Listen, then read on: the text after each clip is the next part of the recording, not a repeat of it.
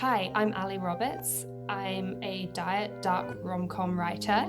You may know me from my book The Unseen or After Hours, but today we are talking about After a Killer, which is the second book in the Dinner Club series. Welcome to Love Letters and Books, a podcast for anyone who loves a good story. This is a soft space to explore romance in books, where no topic is too taboo. I'm your host, Casey, and this week I am sitting down with author Ali Roberts. She's also the sometimes co-host of this podcast, and she's known for her diet dark rom-coms.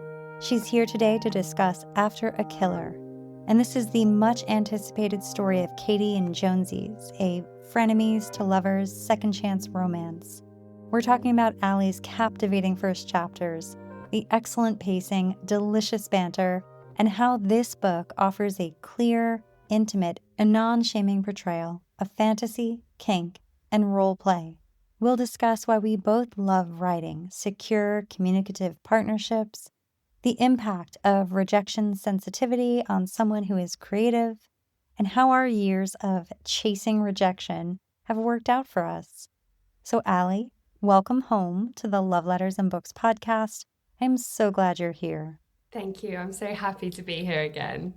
Well, I have to tell you something, because every time I look on the calendar and I know I have a recording with you, it always ends up being like a really stressful work week, like leading up to it. And like seeing your little name on the calendar is the thing that sort of gets me through the week. I'm actually not even joking. And you might have seen my Instagram stories from earlier today. I was just like, they're really putting me through it. And like knowing that this was on the calendar made me feel so much better. So I honestly love these chats so much. I get so excited for them. No, I feel like it's a bandwidth issue for me, because I would love it if we could do this every week and that we could have Me too. episodes every Thursday that were just your episodes, because I feel like we have so much to talk about. And when I was in the dark place last week, I was thinking to myself, like, how come Ali and I can't just get paid to talk on the podcast? Like,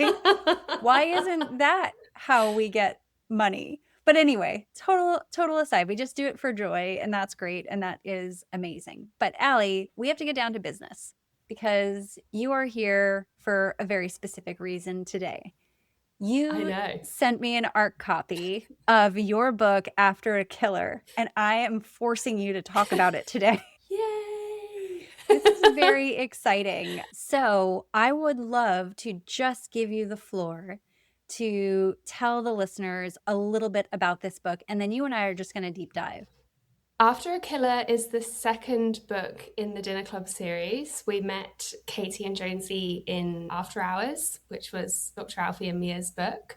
And this is kind of like a frenemies to lovers, second chance kind of book, where they just have been bickering for like the last 8 years, where Jonesy, he does something wrong and they're no longer really friends anymore.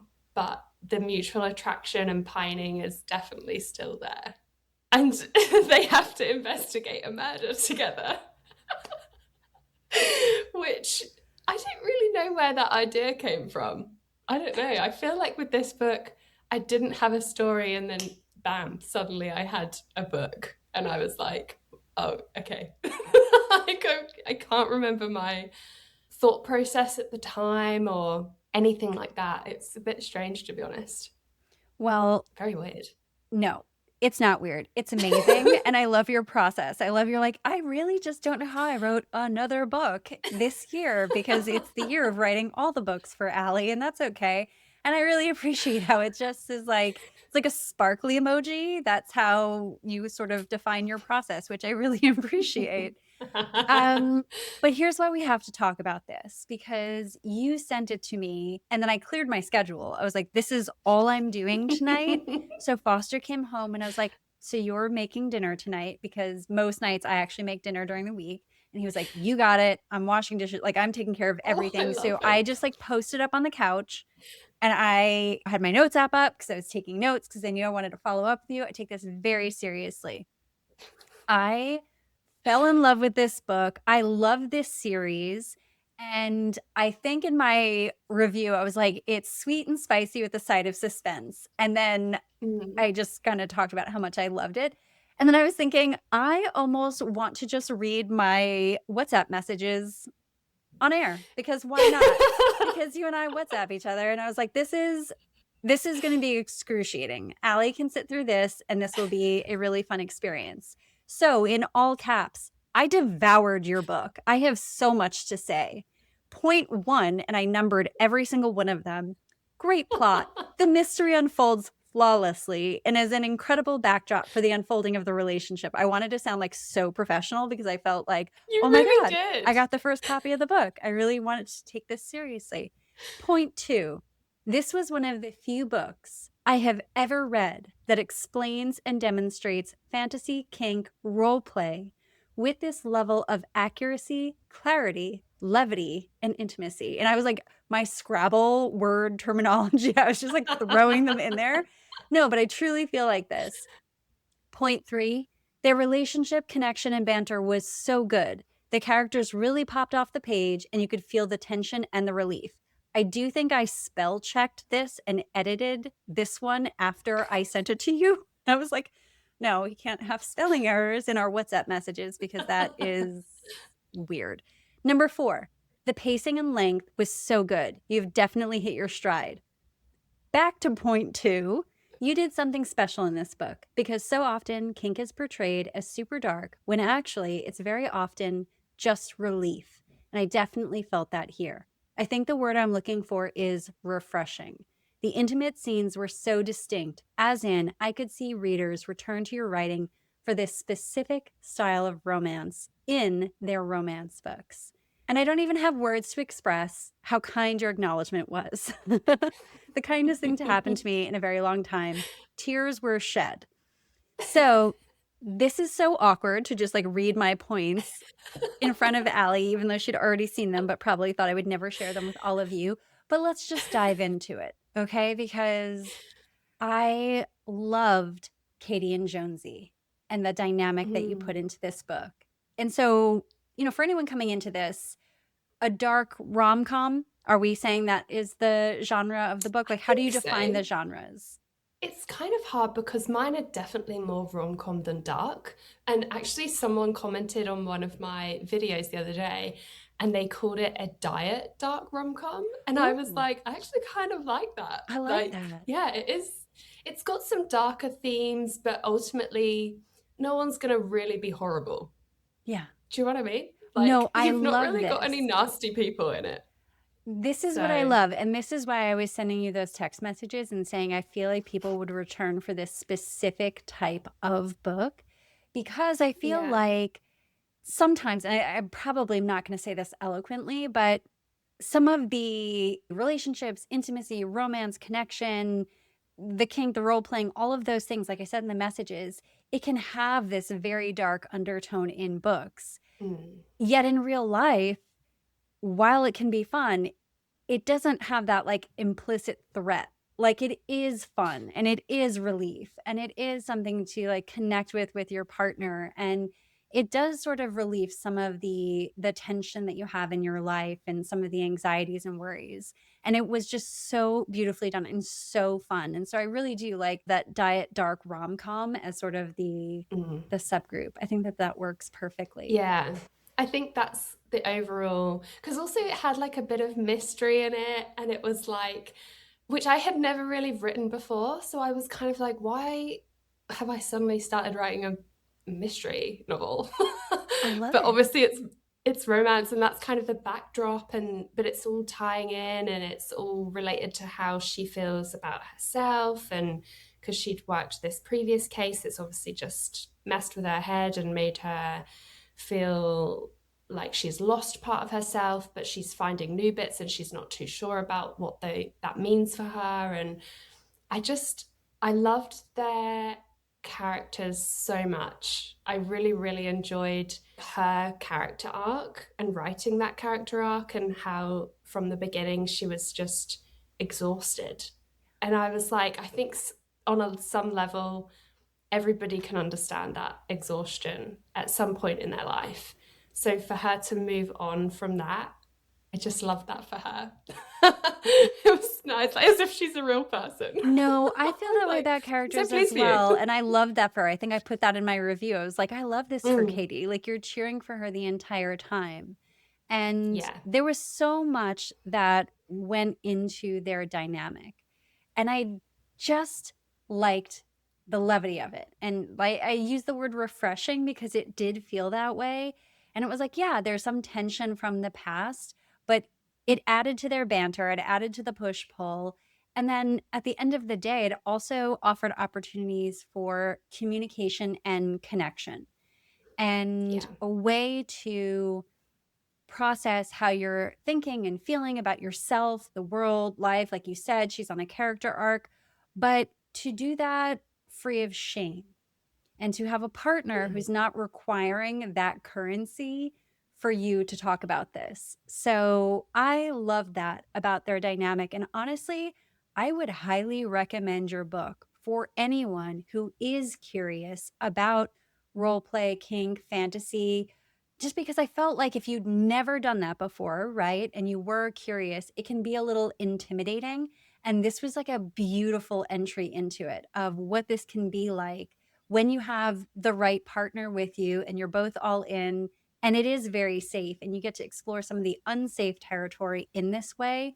I just thought it was beautifully done. And I was sitting there laying on the couch, not participating in like dinner or dishes or cleaning up or anything, just reading your book and like telling this to Foster in the other room. And I was like, and this is why this book is great. And you know what? I could see someone picking it up for this reason. But I think that that's why I was so excited to talk to you about it, because I felt like people Yeah. were going to have that same experience that I had and feel like, oh, this is this type of writer that I can come back to when I'm curious about Yeah. these things. And this is how it will be shared. I love that. That's so good. Because when I remember writing those scenes, and it's not something that I have really written before. So I was kind of like approaching it almost like a newbie myself. And I was thinking, if I was Katie and I suddenly had these things and it was weighing on me so much that this is what I now wanted and I couldn't find a way to get past it or to ask somebody for help or whatever. Like, if that happened and I had someone, how would I want them to treat me during, if we were saying, yep, we're doing it, let's go, how would I want them to behave? And then that's how I wrote Jonesy. I wrote him the way I would want them to have me have that experience. He was so good because he was like, he just wanted her to be happy and healthy and safe so they could, get back to arguing. Which Get back to their really connection. kind of He funny. wants her in fighting shape, Exactly. Yeah. Well, I really found this interesting as well because I remember a few years ago when I had the mental health podcast, I did a sexual communication episode, which I do not recommend people do that and put on the internet because people respond in all sorts of different ways about it. But one of the points I was trying to make is that it's a really natural reaction when you're nervous or self-conscious about something to almost start making fun of someone. And I'm not saying it's healthy. I'm not saying it's actually something that I do. I'm saying that, like, especially when it comes to intimacy, when we're so vulnerable and someone's bringing something up or we're bringing something up that we want to try or we're curious about, like, that's actually a very natural reaction. We just don't know how we're going to respond in the moment. And that's what I loved about how you wrote this. It was just like the perfect way that someone could receive and hold you and like walk with you through that experience. And it wasn't any of the, oh, that's so weird. Like, it wasn't that. It was just like, oh, Yeah. I'm down. Like, Jonesy was very present. He was all in. And, as you're saying, like, writing the experience somebody would want to have, I very much felt that. And it was just, I don't know, it was fun to read. It was beautiful. Yeah, I think I'm excited for the reader who is curious about that and picks up your book and has that experience as a reader and is introduced to it in that way. Thank you. Good job, Allie. And I love when I ask you about these things, whether it's like writing a mystery, writing suspense, writing that you're like, it was just my very first time and I just sat down and wrote it. It's just like, what an amazing energy. I just love how you're just like, I'm just going to do it. You know, it's just, I'm going to make it happen. Sometimes I have this idea and then I just kind of run with it, and it just, it builds gradually, I guess. Like, I think I do the skeleton method where you have your bare bones and then you add a bit more and you add a bit more. And then it's like, I think when I write, my main focus is always the relationship. Like, I have to work out where they're at the beginning and where they end up, which obviously for romance is pretty easy because they always end up together. It's pretty easy, that bit. But like, what do I then want to happen to get them to that point, I guess? Yeah. So yeah, and like where individually they're at and how they come together. Where do you think you were influenced in your own journey about like the power of a partnership, right? Because I think we're all modeled different things. What do you think it was for you in your life that made you think like, oh, there's safety in relationships, there's communication in relationships, there's curiosity, there's fun, there's like all of these different things that you incorporate into your books? Because even from the first book, The Unseen, like Austin is kind of fun. Like she's so safe with him. Obviously, my baby Alfie, he's a very safe person, right? Yeah. And I'm just kind of wondering what in your life kind of brought that to the surface, and like, why is that so important for you to put in these books? That's a really good question. I think with Dom, like me and Dom got together when we were very young. Like I was 21, just about to turn 22, and we'd both lived a life already. Like I'd been to university and he was in the army still at the time, and he was just about to finish up. He'd done his 4 years, and so we'd both had very separate lives. And I'd had boyfriends at university, and I don't think I ever really felt, I mean, they're not bad people, nothing bad happened, but like I don't think those relationships felt very safe because they didn't feel secure. And it was always kind of like in question how committed someone was, I guess. So when I got together with Dom, like he would do this thing when we first started dating, and he had one of those really old brick phones, Do you remember those old phones that you just like way before iPhones? And he just for years refused to get a smartphone because he was like, don't need it. Why would I want one? I don't want to be obsessed with my phone. And I was like, okay. And I remember being in his parents' living room because we both still lived at home. And he was like, Ali, do you mind if I just send a text message? Because I'm going out later, as you know, but I need to organize everyone and no one else is organized, so I have to do it. And I was like, yeah, like you can send a text. And he's like, I'm going to be 2 minutes. And he literally raced through this text and he sends it off, and then he throws his phone away and he's like, I'm done, not looking at it again. And I was like, oh my God. Do you know my university boyfriend, like we would go out for dinner and he would like scuffle his food so fast, and then he would play games on his phone while I was still eating.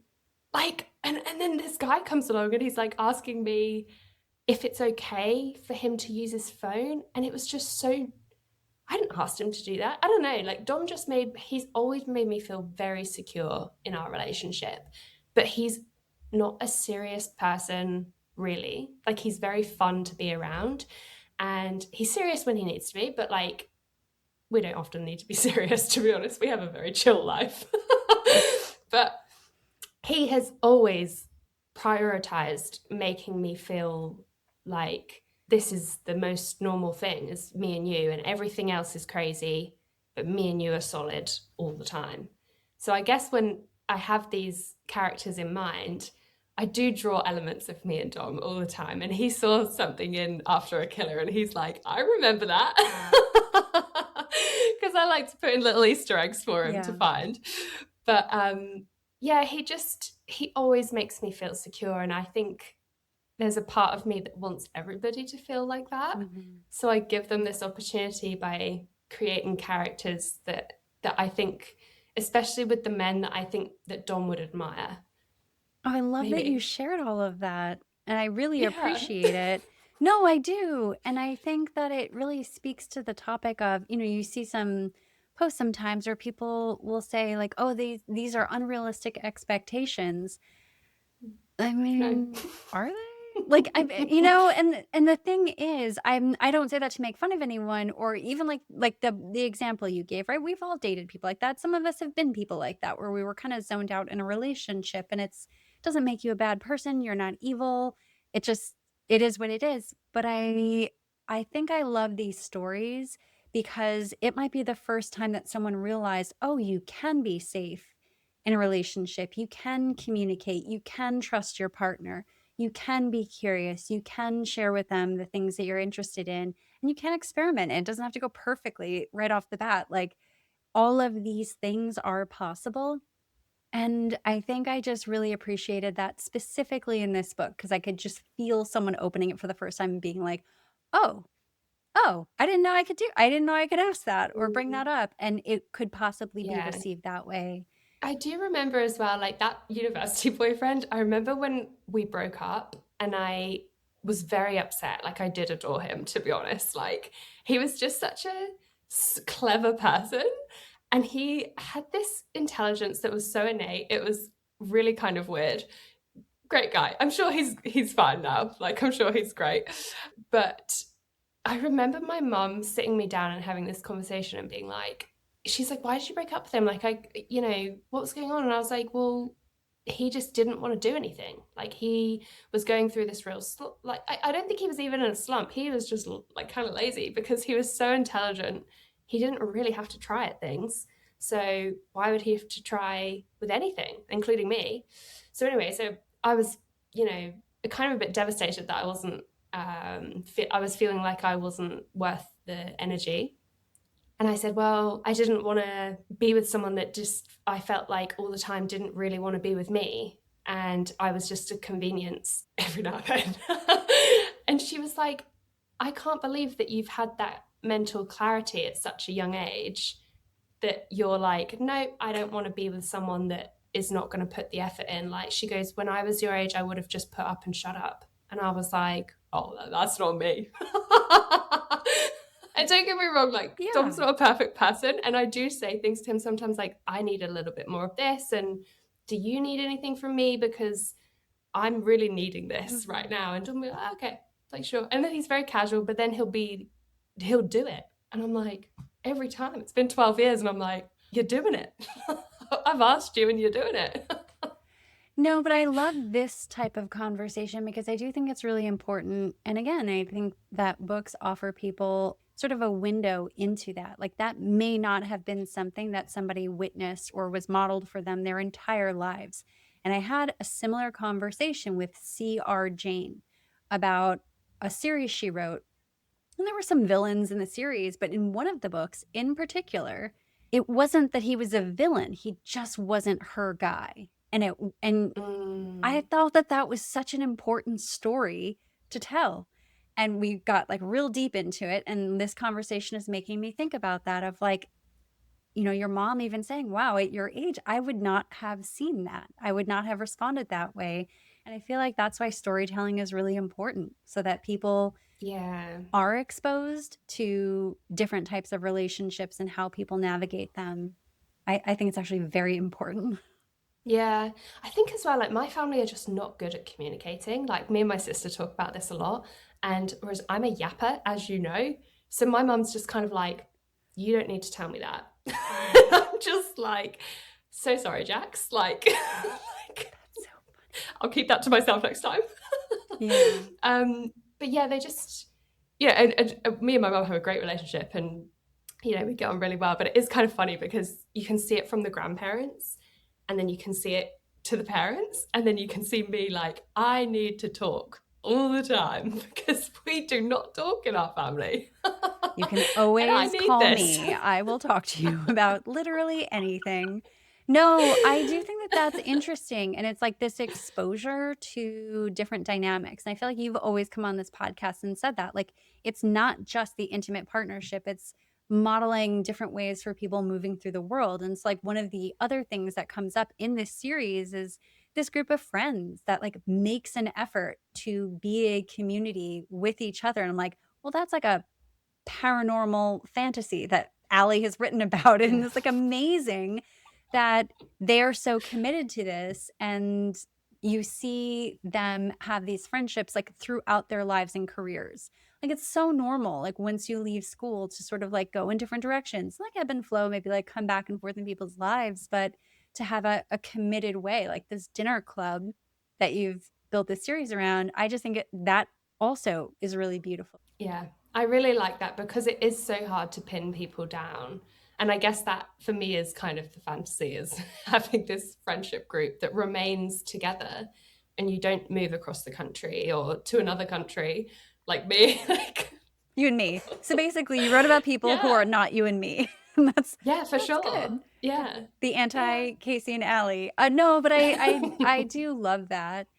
And I kind of want to dive a little deeper into them each as characters.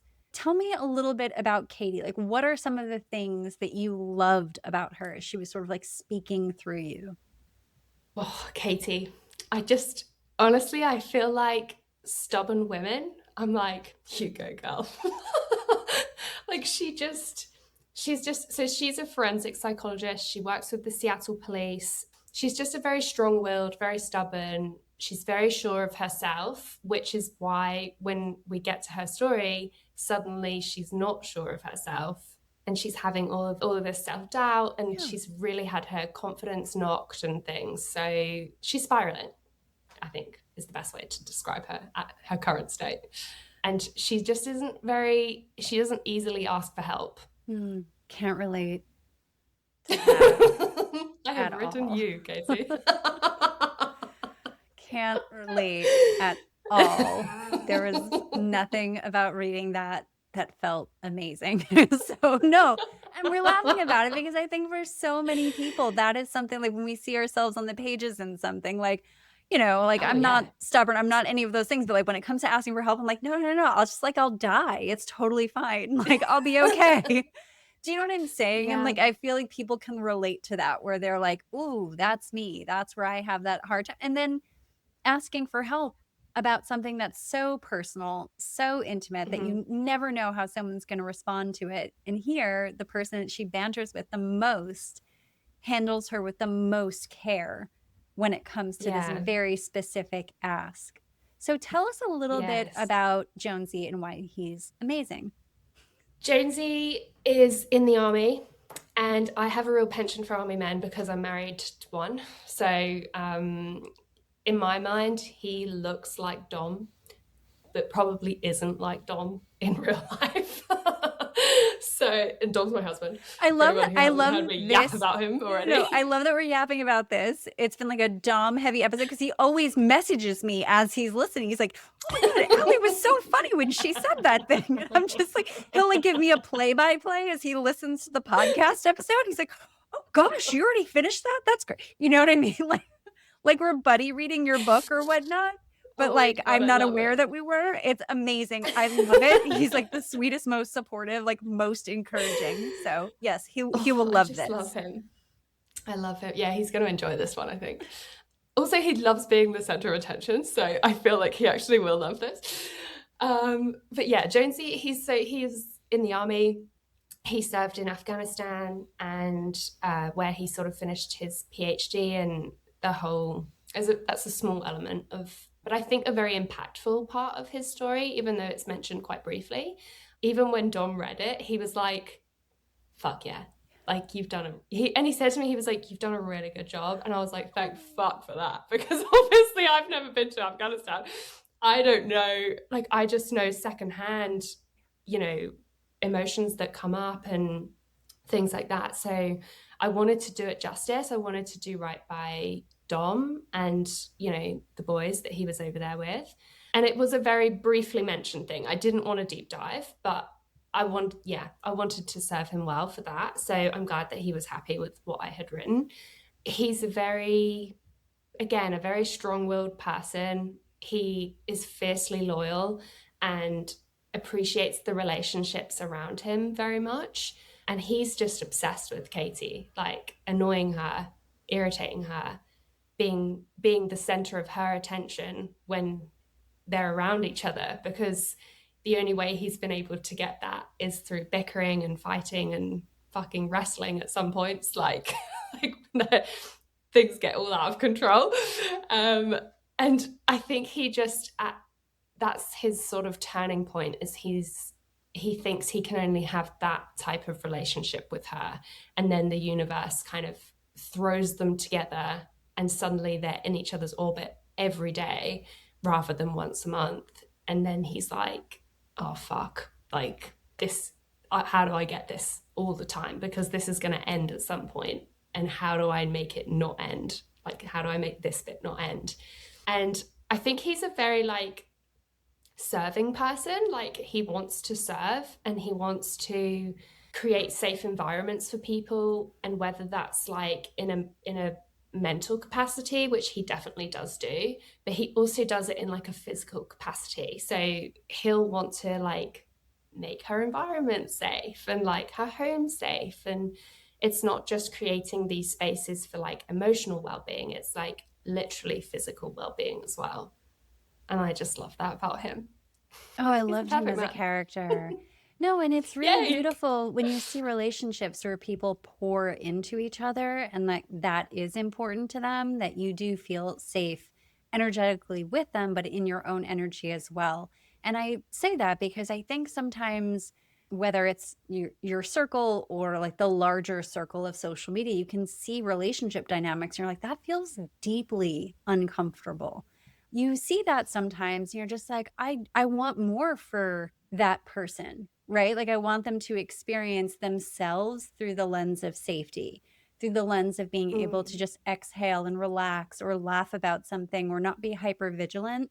What does that bring to the surface? And so, like in this book, we're seeing all that it brings up to the surface for Katie. Like, she's able to function through a challenging time because she has this like foundation underneath her and a way to kind of like relieve the tension and dispel some of the energy she's been carrying around with her. And it's just so beautiful. Also, something I've been thinking about since we signed on and I forgot to mention, so I want to mention Yeah. it now. And this is something I love. And I don't Okay. often, I don't on social media talk about like specifically what I love. It's not what I do. I love a good first chapter. I read your first chapter and I was like, she's done it. Like, this was such, I was just immediately pulled in. I loved it so much. And I just felt like I wanted to say that out loud because I feel like it's an art in and of itself. And so when you are immediately thrown into a story, so invested in these characters, even if you had not read the previous book in the interconnected standalones of the Dinner Club series, you would immediately just like be in the room with these characters. And I just think that that's an incredible type of writing that I really respond to. And I don't know, I just wanted to raise my hand in class and let you know that it was something that stood out. I was just really, I don't know, just really happy for you as someone who I introduced myself to because I picked up your first book, The Unseen, right after it came out and asked you to be on the podcast because I really loved it. I loved your writing voice. And this is your third book in a very short period of time. Yeah. And I just feel like you're kind of making your mark and carving out a space for yourself in this like diet dark rom-com. So I guess with all of that, what I'd love to ask you, and I feel like I've done this a few times, is like, bring me back to Allie of 2 years ago, who maybe had some like ideas in her head of stories that she wanted to write. And what would you say to her about today? Like, you're here, we're talking about your third book. What would you say to that Allie? Oh, it's so difficult because I feel like I do think about this every day and I'm like, girl, this is like, things are happening. And then I kind of still get a little bit of the rug is going to be pulled out from under me, less so than I did before, which is nice. I think for my past self, like, because we are coming up to two years that I started specifically writing The Unseen, which was July 2024. And that's where I got this idea. And I was like, how funny would that be? I'll see how it goes. I feel like a completely different person sometimes because I just have had all these doors opened for me. But also, like, I've been asking for things. I think I was just so nervous before to ask for anything. And then now I'm like, hey, what do you think about this? Like, do you like it? Do you want to, like asking you? And I was like, hey, Casey, I love talking to you because I love yapping. Do you maybe want to do like, do you want to maybe do like an episode? Like, if you ever need any assistance doing a genre episode or whatever, like a tropes episode, like, let me know. I'm in. 2 years ago, I never would have asked that. I would have been like, oh, I would never put her in that imposition to ask to do more than what she's willing or offering. And now I'm like, I think I should just ask for stuff. And I think that's been the biggest change in me, that I just ask. I'm so glad we're having this conversation. I know that somebody will probably hit play on this episode because they want to hear about Katie and Jonesy and all of the things that we mentioned. And they're going to end up in this part of the episode where we're talking about this. And it's something that people deal with all of the time. And I feel like sometimes you really do need those stories of someone on the other side or in the middle of their journey who is saying, yeah, just ask. Just say yes. Just accept the invite. Just invest in yourself. Trust in yourself. Follow where your creativity or your inspiration is taking you. Like all of those things that we might any other time just be like, yeah. Like, yeah, I'll do that. And like we put it off. And I'm watching you in front of me move through this in real time. And I just think it's incredible. And I really enjoy witnessing this and like seeing the people in my life do this. I mean, there's quite a few authors that come on here where I'm just like, I am on the journey with you and in awe of what you're doing. And I do think it's important to have the conversation about reflecting on the past self. Not that everyone who listens is going to write a book. It's not about that. It's about whatever it is in your life. You know, whether it's school or professionally or creatively or in relationships or building a family, like being able to see someone who can reflect back on 2 years ago and be like, yeah, I was doing the thing even when I didn't realize I was doing the thing and it was moving me in this direction. I just feel like that's really important. It's very cool. Like I remember 2024, I was talking to a friend from work and it was about this thing I'd seen and it was, you should try and get 100 rejections. And when I framed it that way, I was like, oh, that's actually really interesting because I'm so scared of rejection. Like that's the type of personality that I am. I have a real rejection sensitivity, and even small things like with individual people, like not even people that I'm like really want something from. Like I don't even want something from them and I still feel rejected. But like, yeah, so the framing it as a way to like, actually, no, this is a good thing because you want to try and get to 100, just so that you're trying to give yourself more opportunities. And it's just like, I didn't get to 100 because people just kept saying yes. Like, I'm like, God damn, okay.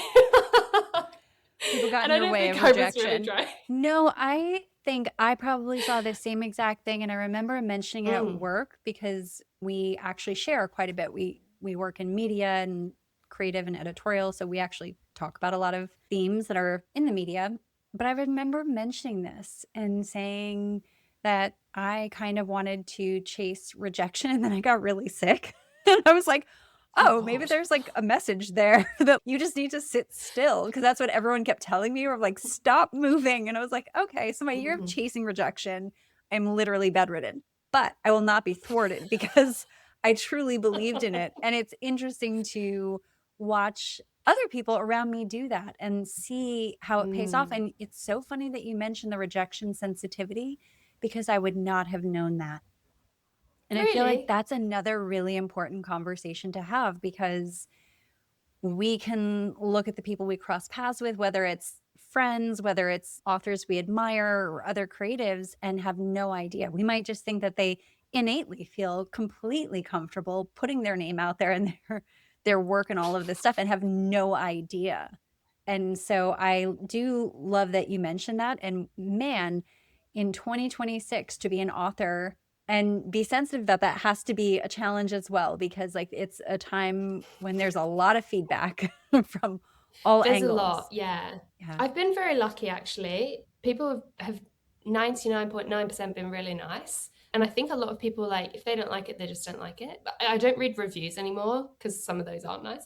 But like, I think this has helped toughen me up a bit as well, this experience. Like, I feel like you just have to accept that you're not writing for everybody.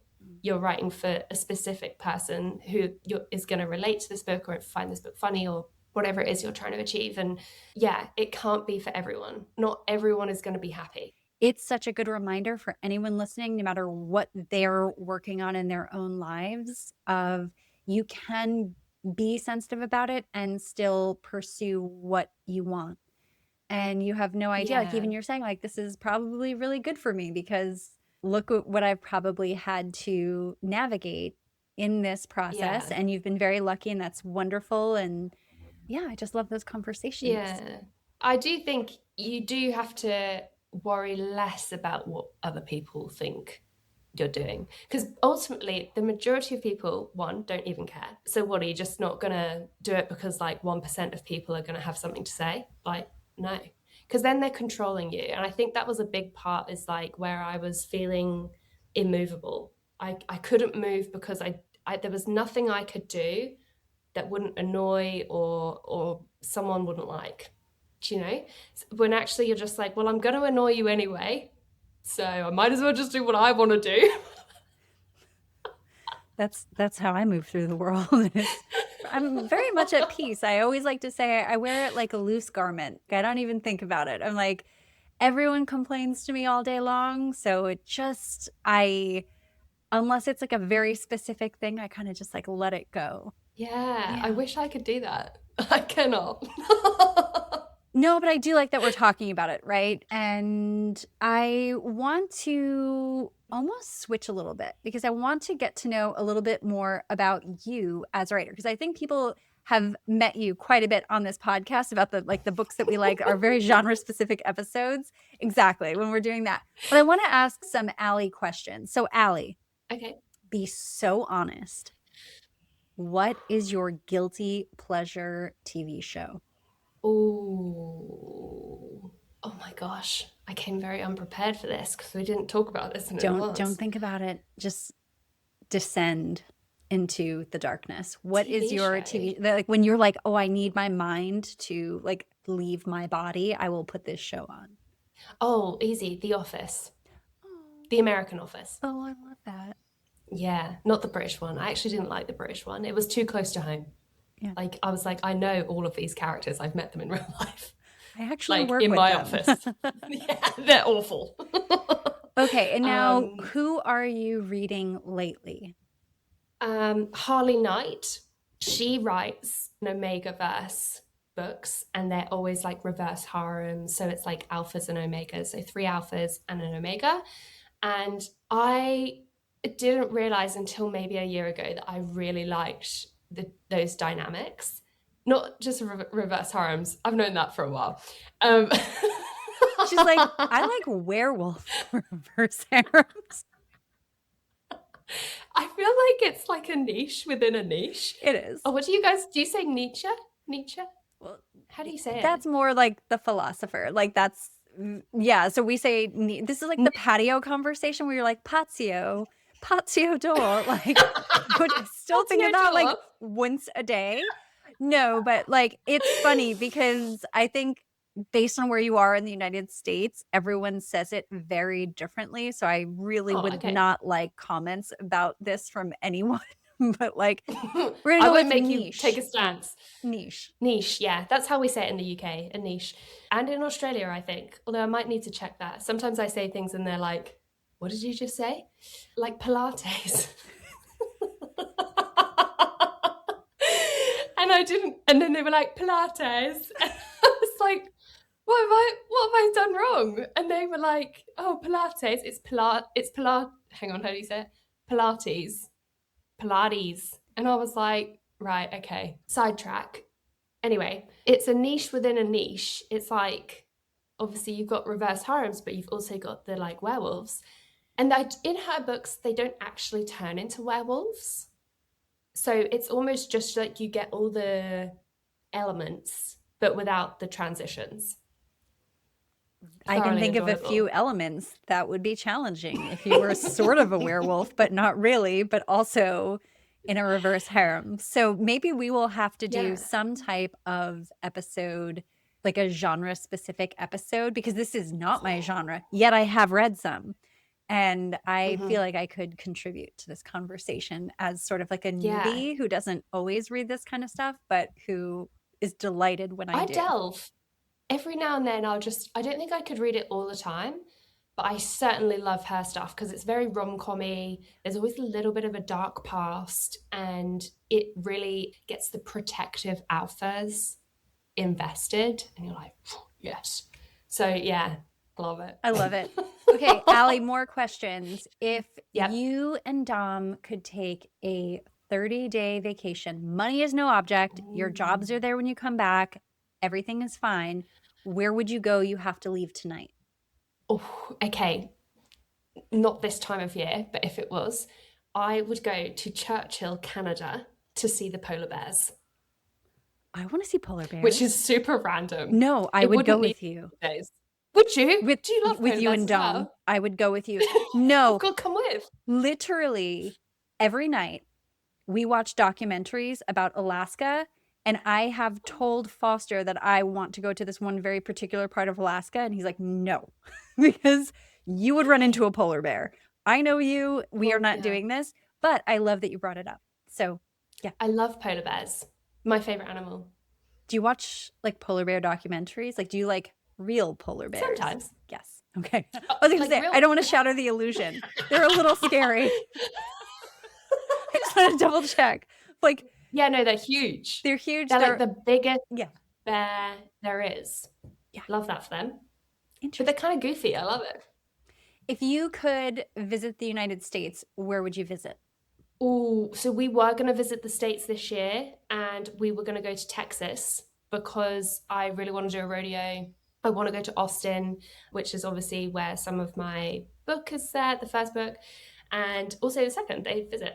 And yeah, I'd love to go to Austin, Texas. If you could have any other job, profession on the planet, what would it be? Do you know what's funny? We were talking about this at work the other day, and like my day job, and I was saying how I would love to do every job but one day. So we went to this festival, it was called Meat Stock, which is super random. It was someone's birthday. I wouldn't have probably normally gone, but I had a great time. And they had these big American cars there, and they had this big American truck. And I just went up and like with the whole rejection thing, I just asked if I could sit in the truck. And I'll send you the picture later of me in the truck. I'm so happy. But she just kind of looked at me and she was like, I think she was trying to work out if I was there, like being escorted by someone, like if I needed assistance. And I basically was like, would you mind if I just sat in the truck? Like, are people allowed? And she was like, okay, yeah, like, sure. And I was like, great, okay. And I said, I think I'd love to be a truck driver. And she went, do you like driving? And I was like, no. Not at all. Not at all. It's all about the aesthetic. Like, it's just the vibe.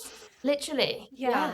No. And so I think I don't have a specific job that I would want to do, but I would want to do every job for one day. I love that.